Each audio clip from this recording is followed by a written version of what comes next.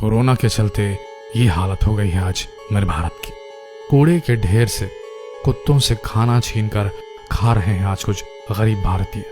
जब इस शख्स से इसका नाम पूछा गया तो इस आदमी ने कूड़े के ढेर से खाना लिया और चुपचाप चला गया। बोल तभी क्या। ये दूसरी तस्वीर आगरा की है, जहां एक दूध का टैंकर गलती से पलट गया था।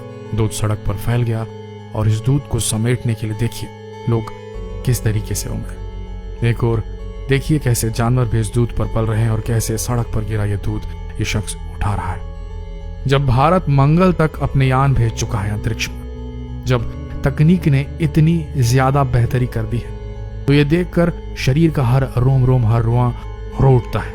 ये देखते हुए कि आज कुछ लोग ऐसे भी हैं जिनके पास 2 जून और रोटी तक के पैसे भी नहीं है, उन्हें मयस्सर ही नहीं 2 वक्त का खाना। भारत के और दुनिया के ऐसे बहुत सारे देशों में ये जो हालात है उनके जिम्मेदार अगर चीन है तो उसे हर्जाना देना ही चाहिए, उसे देना ही होगा। अगर ये वायरस चीन ने खुद से जानबूझकर नहीं फैलाया है तो भी उसे इस बात की गारंटी देनी थी, उसे विश्व की हर एजेंसी को अपने देश के अंदर आने की अनुमति देनी थी ताकि वो जांच कर सके, पता लगा सके कि ये वायरस किस तरीके से फैलता है। इसकी सारी जानकारी चीन ने दबा दी है। चीन ने कोरोना से जुड़ी रिसर्च पर पाबंदियां लगा दी है कि ऐसे कोई भी रिसर्च पेपर कहीं भी देश के बाहर लीक नहीं होना चाहिए।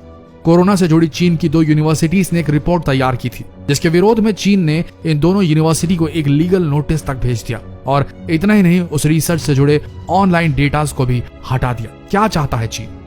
क्या वो इस बहुत बड़ी मानव त्रासदी, इस वैश्विक मानव त्रासदी के युग में भी पैसा कमाना चाहता है, सुपर इकोनॉमी बनना चाहता है? क्या चाहता है? ये बात किसी से छुपी नहीं है कि ये बीमारी चीन के वुहान से निकली। सबसे पहला पेशेंट चीन में ही मिला था और चीन ने किसी तरीके से अपने देश को इस वायरस से लड़ते हुए, एक युद्ध करते हुए अपने आप को बचा लिया है और अब वहां कोरोना के ज्यादा केसेस नहीं निकल रहे हैं, वहां के मार्केट्स खुल रहे हैं, लॉकडाउन में नहीं रहा चीन। तो चीन क्यों छुपाना चाहता है कि किस तरीके से उसने कंट्रोल किया इस वायरस को? क्यों छुपाना चाहता है वो सारी रिसर्च जो सबसे पहले उसके डॉक्टर्स ने अपने सामने एक्सपीरियंस की होगी, जब उन्होंने पहला पेशेंट देखा से लेकर आखिरी पेशेंट जब लॉकडाउन वहां खुला? ये सारी रिसर्च क्यों दबाना चाहता है? क्या चाहता है चीन? ये चाहता है कि इस रिसर्च से एक और मौका मिले उसे, ताकि वो अकेला देश बने जो कोरोना की वैक्सीन बनाए और उस वैक्सीन को पूरी दुनिया भर में बेचकर अमीर बन जाए। यही चाहता है चीन। जहां पूरी दुनिया कोरोना वायरस की मार झेल रही है, वहीं चीन ने अपने देश में लॉकडाउन को पूरी तरीके से हटा दिया और सारे उद्योगों को फिर से शुरू कर दिया है फुल पावर के साथ ही वो दुनिया भर के शेयर मार्केट में बेइंतहा इन्वेस्टमेंट भी कर रहा है। जाहिर सी बात है कि चीन एक सुपर पावर देश बनने का सपना देख रहा है, दुस्वप्न है ये। आज पूरी दुनिया को चीन वैक्सीन सप्लाई करने के बारे में सोच रहा है और भारी कमाई करने की सोच रहा है। चीन एक ऐसा देश है जहां के नागरिकों पर इतनी पाबंदियां हैं कि वो बिना सरकार की इजाजत के कुछ भी नहीं कर सकते।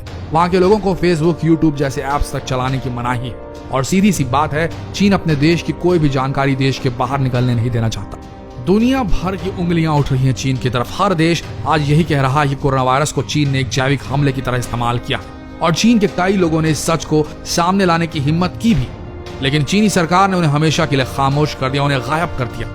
चीन किसी भी कीमत पर कोरोना वायरस से जुड़ी किसी भी जानकारी को बाहर नहीं आने देना चाहता। चीन किसी प्रतिक्रिया से दुनिया के कई देश उसके खिलाफ खड़े हो गए हैं। ब्रिटेन में 11,000 लोगों की मौतें हो चुकी हैं, अमेरिका में 40,000 से ऊपर लोगों की मौतें हो चुकी हैं। ब्रिटेन की खुफिया एजेंसी MI5 और MI6 का यह कहना है कि कोरोना के संकट के बाद ब्रिटेन की चीन में उच्च प्राथमिकता वाली कंपनियों को टेक ओवर किया जाएगा।